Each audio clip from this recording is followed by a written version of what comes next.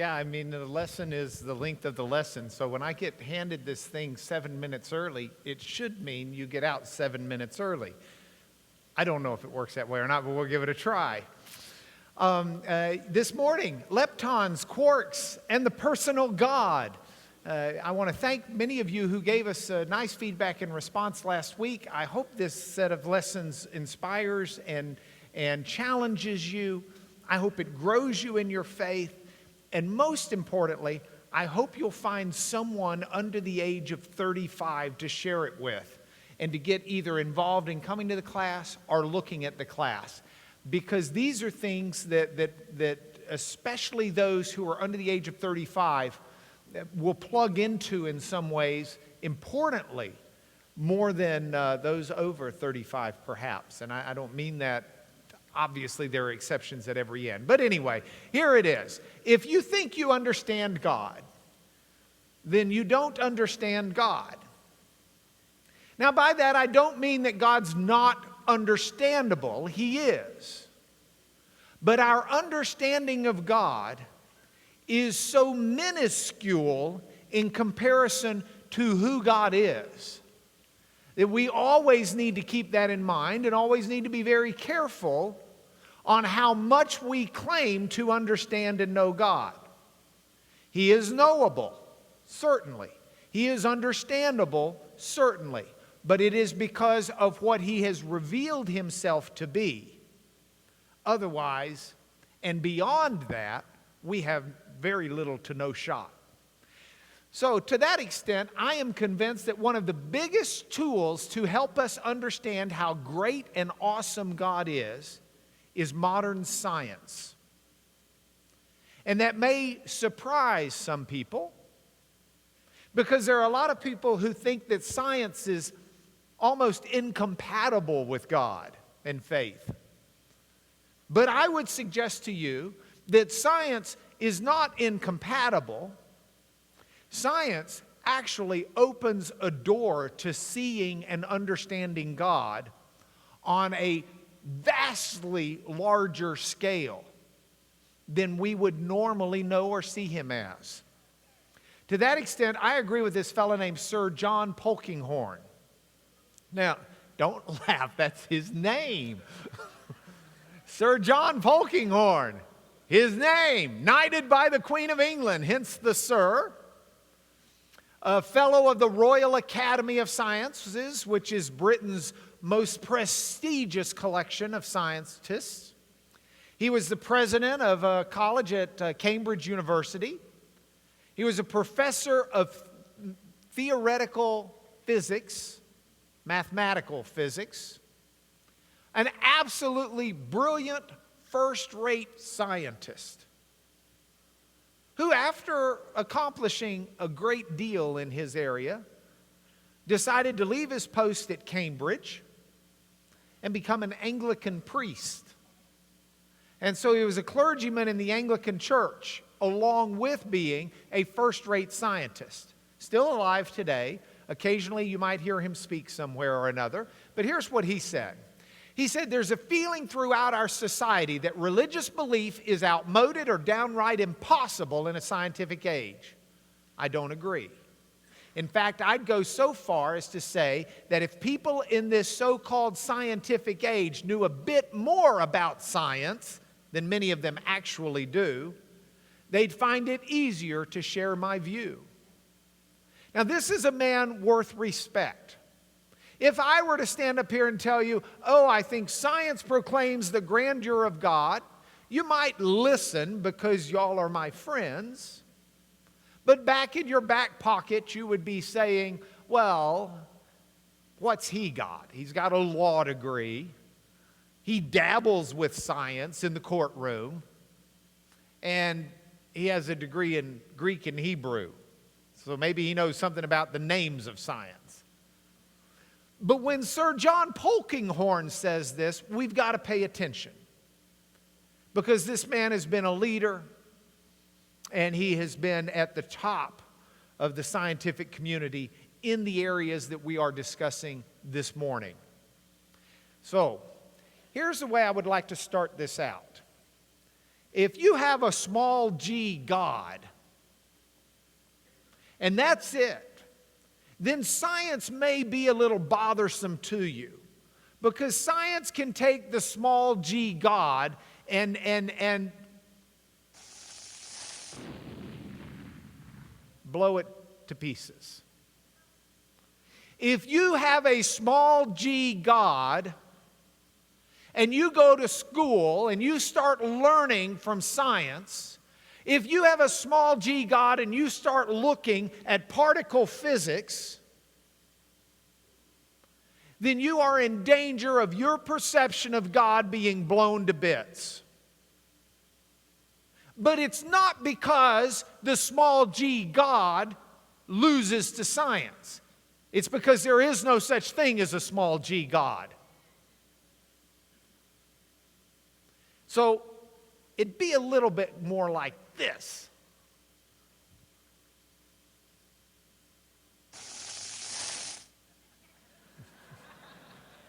Science is not going to destroy God. Now, I wish I could do something more than have God's shoe on the screen. Okay? But his shoe would do more than fill the screen.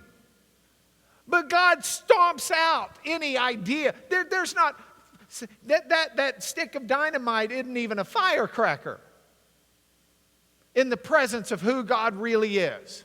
Now, I don't know if you read the news or not this week. If you saw any of the news, maybe you saw this. IBM put out the Sequoia computer, or brought it online and active. The Sequoia computer set the new speed record for computers. It's the fastest computer in the history of humanity. The Sequoia computer. Now, I asked Gracie to help me draw an illustration of this speed, and here is what it is. Let me explain her drawing. In 1 hour, the Sequoia computer does the computations of 6.7 billion people, all working with calculators 24/7, 365 days a year for 320 years. This computer in 1 hour does the math that every human being on the planet, never sleeping, working with a calculator all the time, would take 320 years to perform. Computer does it in 1 hour. Hence, supercomputer is what it's called. Now, this computer sets this speed record. And you're sitting there saying, why does anybody need a computer that fast? I mean, the computer that runs at half that speed beats me at chess. It doesn't need to get any faster. What are we going to do with that type of speed? Well, we can look at some other headlines or read the stories. This Geek Tech headline: the IBM builds the world's fastest supercomputer to help take care of our nukes. See, we got all these nuclear weapons stockpiled, and we don't want to be doing all this testing of the weapons, but we have learned that we can use supercomputers to do the testing for us. So we don't have to explode nuclear bombs to see how this is working. The mathematics behind the nuclear explosion can be done by a computer, but it takes a supercomputer to do it. Why? Because if you want to take care of the nukes, we're talking about an atomic explosion. And the atom is very, very small. You want to see an atom? Well, I would tell you to inhale. Take in a breath. But the problem is, one breath equals 100 million billion atoms of oxygen you just inhaled. That's a lot of atoms. So we can't use a breath. So instead, let's use that 14-point font period that you can find on one of your outlines that I've handed you. On that period, you've got a smaller number of atoms. We're just dealing with 100 billion in that period. So you want to see the atom? All you need to do is take the period. You want me to put it up on the screen? Nah, that's not good enough. If you want to see an atom in that period, that dot on the paper, just pull the dot far enough apart, blow it up to where it's the size of a football field. And when you've got it the size of a football field, you'll be able to see the atom. Now, an atom, if we can come over here for a moment, when we're looking at an atom, you've got atom. If we were to get really, really close to this, we'll call this an atom. And if we were to get so close that we could blow that atom up and look at it as something bigger, we would see a nucleus, which is the center. We'll put an N there for nucleus. And then going around that nucleus would be electrons. And they rotate in an electron field. So you've got the nucleus and you've got the electrons going around it. And the number of electrons will vary depending upon what type of an atom we're looking at. But that's what it would look like. If you want to see the atom, now let's say you wanted to see that nucleus, this inside part. Let's go back here. If we wanted to see the nucleus, it would not do to expand that dot to the size of a football field. That's just going to show us the atom. The nucleus, the center of the atom, you got to make the dot bigger. Instead of that, the period, if you want to see the nucleus, stretch that dot. It's just of one atom. Stretch that dot from the North Pole to the South Pole. About 10,000 kilometers if you cut through the earth.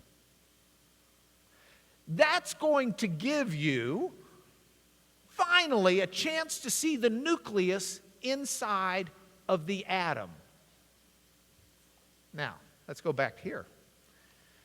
If we look at this, scientists tell us that that electron, it doesn't break down into anything more that they know of. They think it's what's called a fundamental particle. A fundamental particle. And by that they mean you can't break it down anymore. Now, they don't know that for certain because the most they're able to look at something is 10 to the minus 18th meter. That would mean 0.000000000000000 meters. Whoops. I guess you get a 1 there, sorry. Meter. That's a pretty small thing. But they can't tell if the electron is anything else other than an electron. Not so the nucleus. The nucleus actually breaks apart. There are protons and neutrons in the nucleus. And you can take those protons and break them apart into quarks. And some of you watch Deep Space Nine and think you know what a quark looks like. If so, you're a nerd. I watch Deep Space Nine. I know what a quark looks like, so I can say that. It takes one to know one. Quarks, there are two different kinds of quarks, they think, up quarks and down quarks. And these fit together in some little bundle that form the nucleus. By the way, they think quarks may be made of string-type oscillation things, string theory we won't get into. But I will tell you this, you want to see the quark? It will not do to stretch from the North Pole to the South Pole. If you want to see the quark in that period, you've got to stretch that dot off of Earth, go past the moon, 20 times past the moon to see a quark in the proton, in the nucleus, in the atom, in the period there or in your body. Do you know how many atoms are in you as a person? The atoms in you as a person? A lot. Did you know you can take the atoms in you and stretch them singularly, across the entire universe. And that's just you. There's 6.7 billion of us today. And we're not the only things with atoms in us. My daughter Gracie has a dog, Kingsley. His second birthday party is today. Kingsley's made of atoms, and so are the treats that we will be feeding him. And so is the stage and platform and the walls and the seats and the screen. Everything on earth is made of these atoms.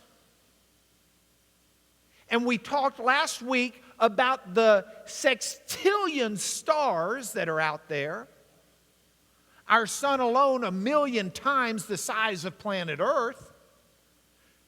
It is not even possible to put enough zeros down of how many quarks there are in the universe.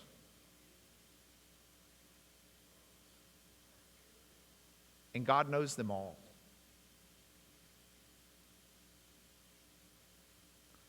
Scientists don't know how the electron, there's this uncertainty principle where Heisenberg's uncertainty principle is really interesting. If they can tell you where an electron is, then that's not really where the electron is, because they've had to do something to get it there, which denies it being there.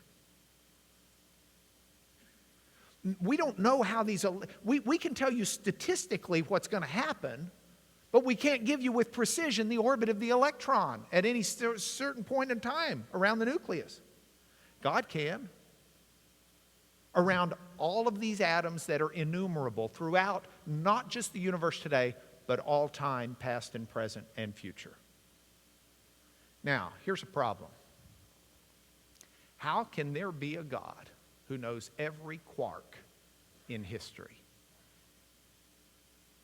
How can there be a God who truly knows every quark and knows whether or not string theory is correct and whether they're oscillating strings? And how many dimensions they may be in? How can there be a God like that? Well, let me throw out some options. Option one. We could just dismiss God because he doesn't fit into our brain. We could just say, well, I can't really think of any being able to do that, so there must be no God.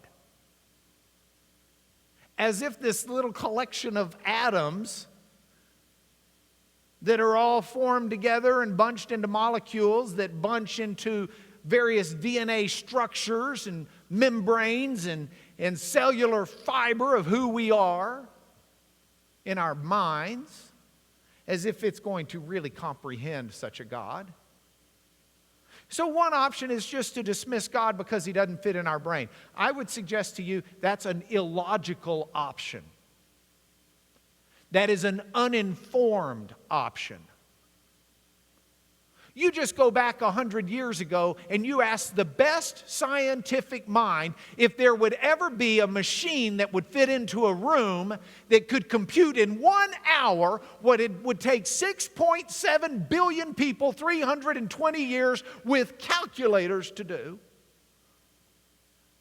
And I'll bet you 10 out of 10 would say, no, that can't be done. And if it could be, certainly not within the next 100 years. And they would be wrong. We don't, it is the height of arrogance and hubris to think that our minds are the judge-all of what can exist. Our minds are not. They're not built to do it. They're not tuned to do it. We don't have the senses to be able to, you can see a speck of dust, but that's about the limit of what your eyes can sense and distinguish. The only reason we know some of these other things is because first microscopes, then they don't even get there. It takes electron microscopes where you shoot electrons and see how they react to things to figure out things too small for even the microscope. Do we honestly think that we should dismiss God simply because an individual on this earth can't wrap their mind around it? I would say this, if you can wrap your mind around God, that's when you dismiss him, because he is no God. He may just be you on steroids. But if he fits into your brain, that's not God. Option number 2. Well, why don't we just reduce God down to what we can fit into our brain? We won't dismiss him. We'll reduce him down. He'll be the God of wonderful stories. He'll be the God who makes us feel better. He'll be the God that we can pray to and just hope that he answers. He'll be the God we can hide things from. He'll be the God who just fits. And we'll close off science, and we won't. Who needs to know about quarks anyway? I'm through with school. School was quarky enough. Why do I need to know this stuff? Let me just live my life unfiltered by these things, and I'll show up at church and I'll sing the songs. Although I dare say, after last week's lesson, the song we sang this morning about God putting each star into place and calling them by name, followed by unfathomable, incomprehensible, incomparable, just amazing God, has a brand new meaning for me, and I hope it does you. But, do we just want to reduce God down to something we can fit in our brain? That's an option. I don't think it's a good option. Because I think once we do this, as Larry Burgess sent me in an email, once we do this, what we're really doing is carrying around an idol, a reflection of God that's us. Then all of a sudden, if we have a God who fits in our brain, that God is really only us. Maybe it's our highest and best us. But now God is defined by what we can define. Now God is what we think he is. God is a product of our imagination. And that's not an option I can handle. Let me give you option number 3. Maybe God's a supercomputer. Maybe he's like a billion sequoias all put together. Maybe he's like this massive, massive, other universal, big computer.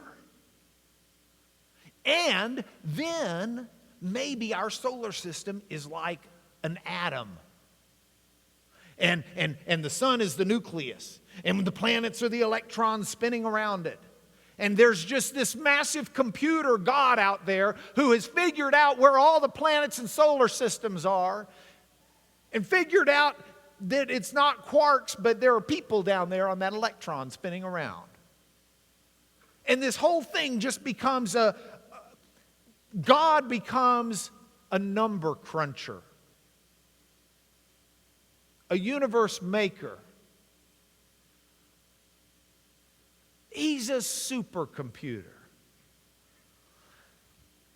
No, that doesn't do it for me either. It does not work for me to put God on the basis of a machine. There's too much creative thought. I've got an ability to think. God's got to have every ability I've got and more. If I can think, how dare I think I can think, but God can't? He's just a computer, a number cruncher. That doesn't work. Here's the problem with all of those options. All of those options are us trying to figure out who God is. Let me tell you a solution. And it's the only solution that makes logical sense to me anyway. A God who knows every quark in history, a God that beyond comprehension, will only be known and understood when he reveals himself. It's not man up. It's not me figuring out God. It's God saying, okay, I want to reveal myself to you. And so God does. And what we know of God, we don't know because we figured it out. What we know of God then, we know because He revealed it to us. It's what God has revealed. And that's why if we understand God, we understand that we don't understand Him. Because He has revealed Himself to us in ways that we can understand, but there is so much more to Him than we can grasp. Just can't do it. Just won't fit in our brain. He's not just us on steroids. He's not just a bigger, bolder, brighter, better human with immortality. He's God. If He was just a bigger, better, brighter, better human with immortality, we could have made engraven images of Him all day. But His first commandment was don't do it, because you can't. Don't ever reduce God to something you grasp. Grasp those aspects of God that He reveals to you, but accept and know that He is so much more. And that's where I want us to go with this. To that extent, here's what I have to offer you. We're not the first people to try and figure out the fabric of the universe. We're not the first people to try and figure out, is there a quark? Or behind the quarks and the other particles, are there strings, oscillating strings that are the sum and substance of the universe? Is the entire universe made of that? Is that the ultimate Lego that the whole structure is put together from? Well, that question's been asked for a long time, and one of my favorite people to ask it was this fellow who's rather enigmatic. We don't know a lot about him. We know that he lived in Ephesus around 500 BC. His name was Heraclitus. Heraclitus was an interesting fellow. He was not that well liked. He always had pithy things to say. He didn't like politicians, nothing personal, Debbie. He was, in later years, supposedly playing dice with kids in the street. And someone went up to him and said, "Don't you have something better to do with your time than to play with kids?" And he looked at him and said, "You're a politician, and you have the gall to ask me that? Like, don't you have something better to do with your time than to play with kids?" Which is what politicians back then did.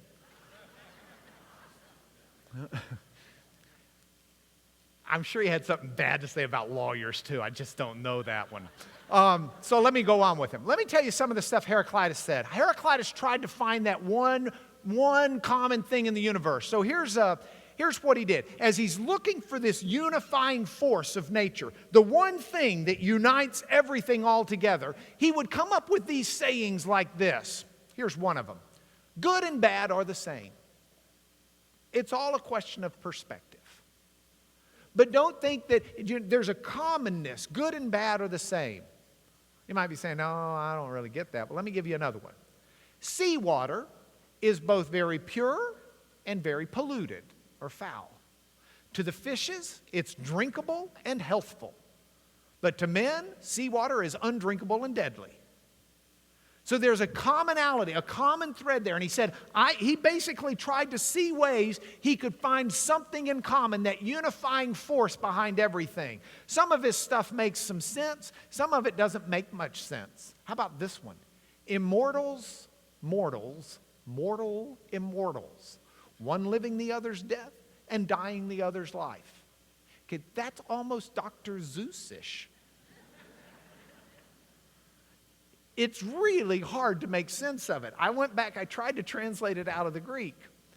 And working it out of the Greek, it helps a little bit. Here's the Lanier translation. Immortals are mortal because their life that they're living is one of death. In other words, they're never going to die, so they're dying every day. So their living life is one of death. Meanwhile, mortals are immortals because every day they're dying what the immortals live. So they're all the same. Now you're sitting there saying, this guy makes no sense. I would agree in some regards, but he was very, very popular. Socrates, Plato, Aristotle, they studied him. A copy of his writings were placed in the temple of Artemis at Ephesus, which is the big temple. He was Ephesus's big claim to fame for philosophy. The Ephesians thought he was it. He put them on the map in the philosophical world.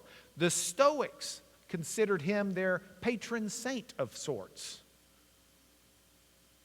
Now, I tell you all of that to say, he's not the only fella who, oh no, something just happened. Ignore that.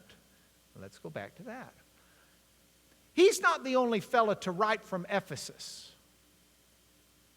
I want to show you who else wrote from Ephesus, but before I do it, I need to give you one big quote of Heraclitus that he's very famous for, at least with me. It goes like this: "It's wise to listen, not to me, but to the Logos, to the Word. It's wise to confess that everything is one. This Logos, this Word, which is ever true, men prove as incapable of understanding when they hear it for the first time as before they've heard it at all. For although things happen in accordance with this Logos, men seem as though they had no experience thereof." Logos, Word. Here's what he's saying. This was his introduction to On the Universe, his explanation of things. If you want to find the unifying force behind everything, look to the Word, the Logos, logic, reason, rationality, all valid translations of that Greek word Logos. Word, logic, reason, rationality. If you want to see the consistency, look to that consistent principle. Because while men don't understand it, it's there. And everything is united in it. And everything is true in it. And everything happens in accordance with it. And this was the big Ephesian philosophical contribution to the world.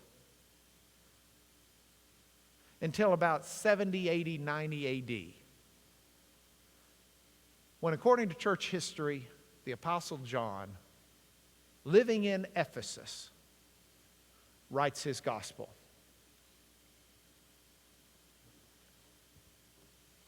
Keep in mind what we just read, and let's look at John's gospel. John chapter 1. In the beginning was the Logos. And the Logos was with God. And the Logos was God. He, the Logos, was in the beginning with God, and all things were made through the Logos. And without the Logos was not anything made that was made. In the Logos was life. That life was the light of men. It shines in the darkness, and darkness has not overcome it. That fits very, very, very well with Heraclitus. John could write something that the Ephesians would readily identify as their heritage. The temple of Artemis was up the hill with Heraclitus' words in it. Heraclitus was popular enough that the church fathers and other philosophers were still quoting him by memory 100 years after John wrote this. So John's writing something. Now, I've put in the lesson, John's a master at writing things with dual meanings. He's wonderful at the efficiency of writing something that means multiple truths at one time. So there's a whole level of truth to this to a Hebrew reader that's not even familiar with Logos, that would have echoed out of John's past in Israel. But I want to concentrate in this presentation on the Greek perspective. This is very Heraclitus. There was the Word. The Word was with God. The Word was God. The Word was in the beginning with God. Through the Word, everything was made. There's nothing that's not. It's the unifying force. If we go back to Heraclitus, look at it again, please, from the PowerPoint. It's wise to listen not to me, but to the Logos. It's wise to confess that all things are one. This Logos, which is ever true. Men prove incapable of understanding it when they hear it for the first time, just as they've heard it at all. But even though things happen in accordance with this Logos, men don't seem to understand that. Here's the difference. If we can go back to John. John starts out profoundly giving us the Logos of Heraclitus. But this Logos, this unifying force, this God, is not something that is dismissed. It's not something that fits in the brain. It's not something that humanity figures out on its own. And it's certainly not a supercomputer. Look at verse 14. And the Logos became flesh and dwelt among us. And we have seen his glory, glory as of the only Son from the Father, full of grace and truth. The Logos, the unifying force of the universe, God, became man. God, who knows every quark of nature, took on human form, the atoms of humanity, and revealed himself to us. You can't take God conceptually and put God into your brain, and I can't do it either. Our brains don't function that way. It's not the language of our brains to understand who could do all of this and know so much. And we can't conceive of someone who has vision to see a quark, because it's so far beyond what our capabilities are. We can't envision that.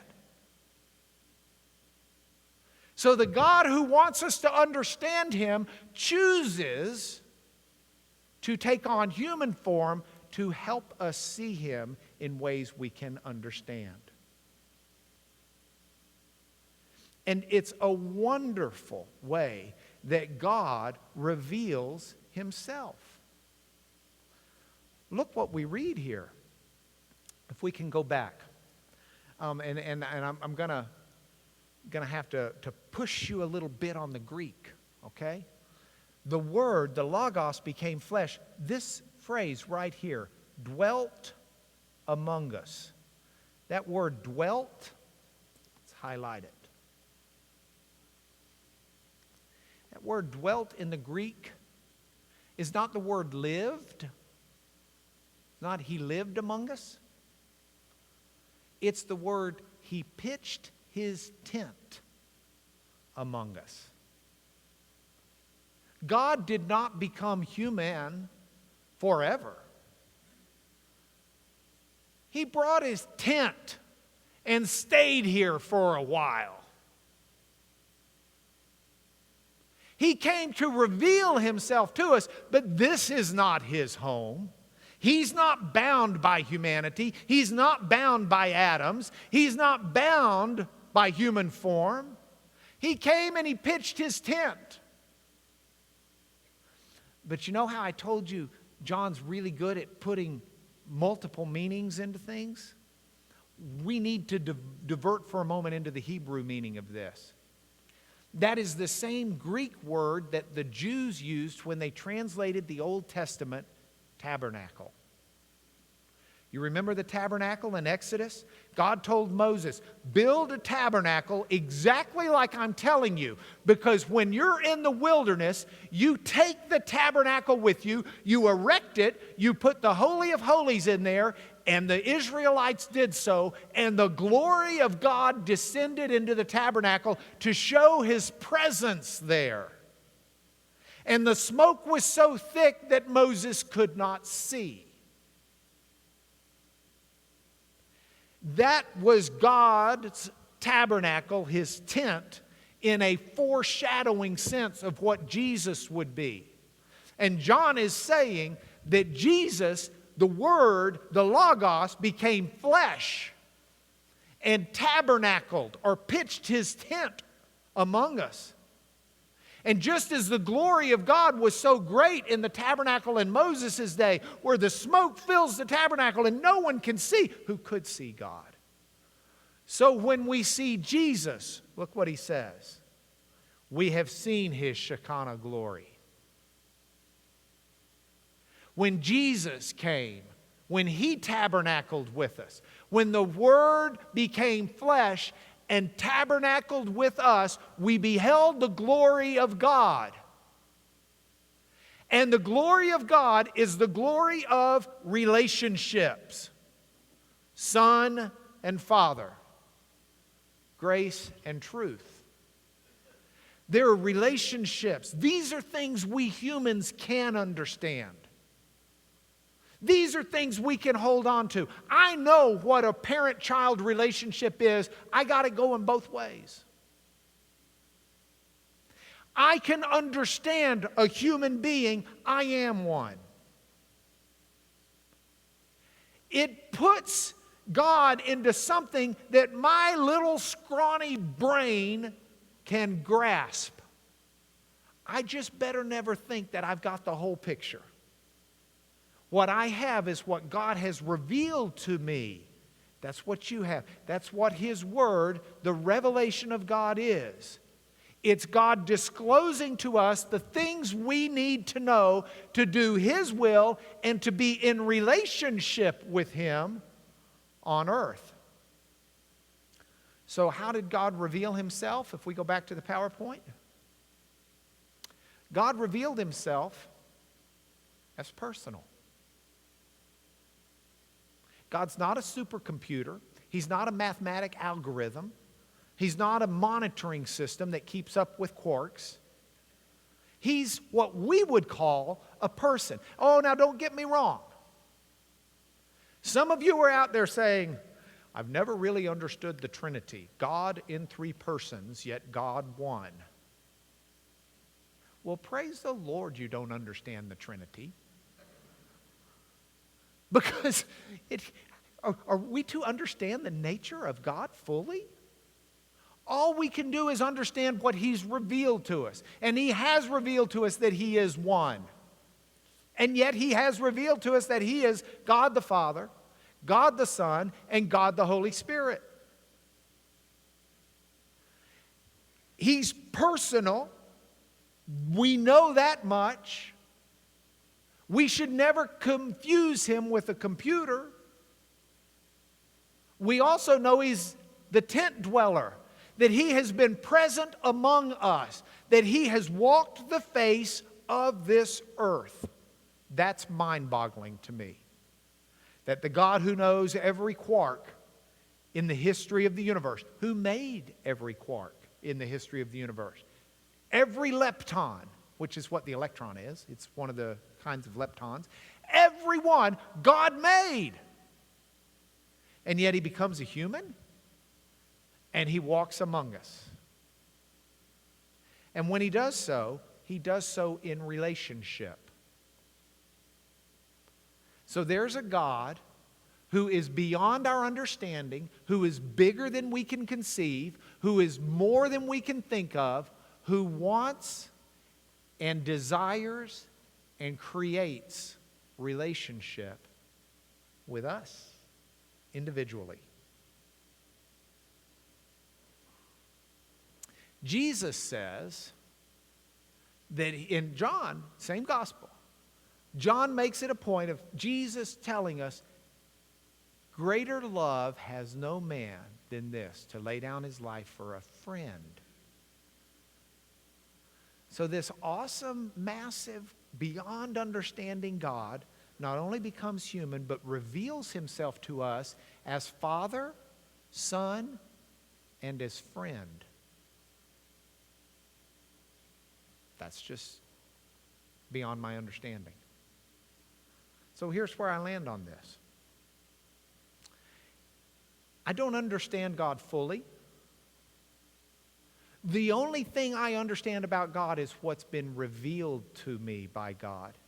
And God reveals His things. It's His spiritual truths. But His Spirit will reveal it to you. It will reveal it. He will reveal it to you. He will reveal it to me.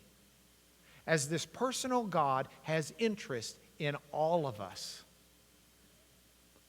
which is absolutely amazing to me.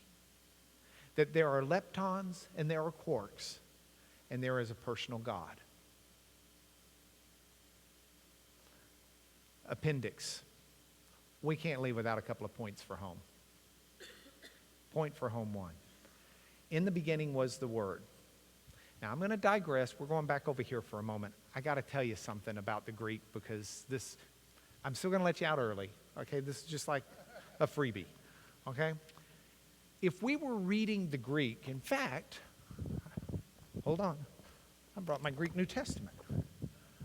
If we were reading the Greek, and we were in John 1, this is going to come as a real shock to you, but the V, by the way, is a Greek in. So sorry, that looks like Ev, okay? It's in. It means in. See, you just learned a Greek word. In is in. That's pretty good. This is, in English letters, A, R, and that X is the key, if you remember it from Chasing Sorority Girls.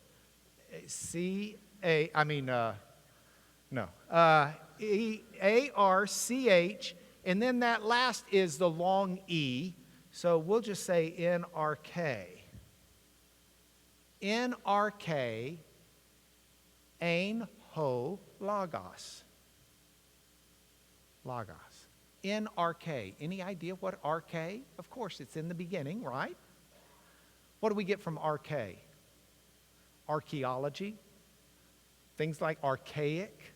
Okay? Look what's missing. In beginning, compare it to our English. Hold on, we'll get the English right up next to it.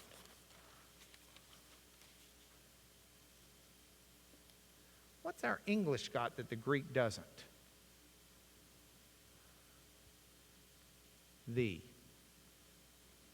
Greek says in beginning was the Word. The English says in the beginning because it sounds really dorky to say in beginning was the Word. We'd read it and think, there's a typo in my Bible. I want my money back. What goofball translator did this? But in Greek, they don't have a word for a, the article, the indefinite article a, like I want to go to a good school, or I want to go to a university in Texas. They only have the word the, like I want to go to the university in Texas out in Lubbock. They only have that word the, and if the word the is there, you know it's talking about something specific. Like Paul says in Ephesians 2, for by the grace we have been saved. They put the word the, Paul put the word the there. For by grace you've been saved through faith. It says for by the grace, the gift of God, the cross of Christ. He's talking about a specific moment in history. The grace of God. For by the grace of God, the gift of God, we've been saved. Here, he doesn't have the word the. And the reason why is because of this. John's not saying that Jesus was simply in the beginning of the universe. He's saying Jesus is in the beginning of everything. He's in every beginning. In every beginning was the Word. The Word was already at the beginning before the beginning was there. You can't have any beginning without the Word. So if we go back to the PowerPoint. In beginning was the Word. God is everywhere and in everything, and He predates everything. There's not a thing in your life. You want to know what's crazy? Honestly, you want to know why all of us have like goo-goo brains? God knows every lepton and every quark in the entire universe and we think we can hide things from him? I mean, how silly is that? Is that just not patently ridiculous? Oh, he doesn't really know what I'm thinking. What? God is everywhere. He's in every beginning. He's before every beginning. He'll be at the end of every beginning. God is everywhere. But we don't leave it there, because God became flesh and He chose to dwell among us.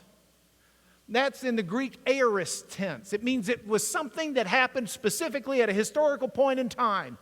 This event happened. God, the Word, became flesh and dwelt among us. God has chosen to be involved in your life, and He has chosen to be involved in mine. Why?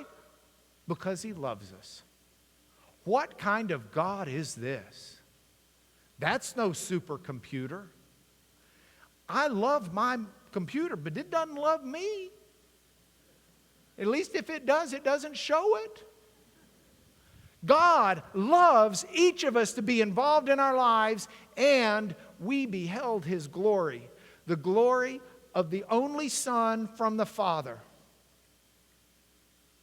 With a God like that, and a God that we can behold, and a God that we can worship, and a God that we can serve, dare we ever fail to see Him? Dare we ever fail to reduce Him down to something so small that we're stunned when science says, oh, wait, there are leptons and quarks? Oh, there must not be a God. He can't be big enough for that. Shame on us. We need to grow up. Would you pray with me? Lord, thank You for revealing Yourself to us, because otherwise we wouldn't even know how to pray.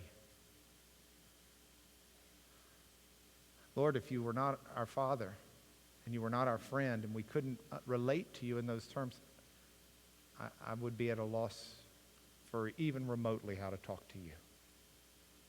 But through Jesus, through You made flesh, through the redemption purchased by Your blood, we come before You. And Lord, we want to know You more fully. We want to know more about You. We want to let knowing You transform our lives as Jesus promised it would.